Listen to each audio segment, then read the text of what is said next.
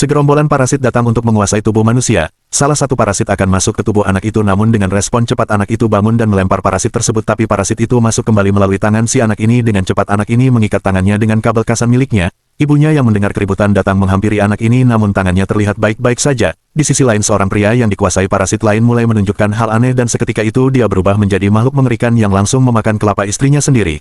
Tubuh anak ini pun mulai menunjukkan hal aneh saat sedang belajar. Tangannya bisa memanjang dan mampu memasukkan bola basket dari jarak jauh. Saat berada di rumah, dia penasaran dan hal mengejutkan terjadi ketika parasit itu keluar dari tangannya. Parasit yang bisa berbicara itu mengatakan bahwa misi kaumnya adalah untuk memakan otak manusia, namun karena misinya sudah gagal, dia harus tetap tinggal di tubuh inangnya agar tetap hidup. Sementara di tempat lain, parasit yang berhasil memakan tubuh manusia mulai beraksi sampai beritanya masuk berita utama. Suatu ketika parasit yang berada di tangan anak ini merasakan sesama kaumnya, dan ketika sampai anak itu sangat terkejut melihat sosok parasit yang menguasai seorang koki. Si koki mengetahui bahwa parasit yang menguasai anak itu tidak berhasil menjalankan misinya dan berniat menghabisi anak itu agar misi rahasia mereka tidak terbongkar. Dengan terpaksa, parasit yang berada di tangan anak itu harus melawan kaumnya, karena kalau anak itu mati, dia pun ikut mati. Saat berada di sekolah, parasit itu mengatakan bahwa ada sosok parasit lain yang mencarinya dengan menyamar sebagai guru baru di sekolahnya. Saat bertemu, guru itu menyadari bahwa parasit itu gagal menguasai tubuh anak tersebut dan menyuruh mereka bertemu di suatu tempat. Guru itu menawarkan agar anak itu bergabung dengan mereka, namun anak itu menolak karena dia berbeda dengan mereka.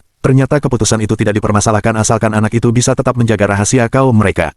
Malam itu anak ini tidak menunggu ibunya pulang kerja dan pulang sendirian, tapi polisi yang sebelumnya datang menemuinya. Parasit yang mengetahui niat jahat polisi itu akhirnya memilih bertarung dan polisi itu pun terkapar. Malang bagi ibunya yang baru pulang kerja malah menjadi sasaran tubuh baru bagi parasit polisi itu, dan seketika itu parasit yang bersama anak ini memperingatkan bahwa parasit lain datang mendekatinya yang ternyata itu adalah ibunya sendiri. Meskipun sudah diberitahu, anak itu tidak percaya jika ibunya sudah dikuasai, dan akhirnya anak ini pun terkena tusukan di bagian jantungnya. Setelah ibunya pergi, parasit yang tidak ingin inangnya mati lantas masuk ke dalam tubuhnya untuk memperbaiki sel yang sudah rusak, dan secara ajaib anak itu bangkit kembali. Tak terima dengan apa yang sudah menimpa ibunya, anak ini mencari tahu dengan mendatangi guru wanita namun gagal. Singkat cerita, guru wanita itu akhirnya memberitahu keberadaan parasit yang menguasai tubuh ibunya. Setelah bertemu, mereka langsung pergi ke tempat terbuka untuk bertarung. Anak ini hanya ingin mengambil tubuh ibunya kembali sehingga dia bersemangat untuk menghabisi parasit tersebut dengan menargetkan kepalanya. Seusai kejadian itu, anak ini berencana untuk memburu parasit lain agar bisa menyelamatkan umat manusia dari kepunahan.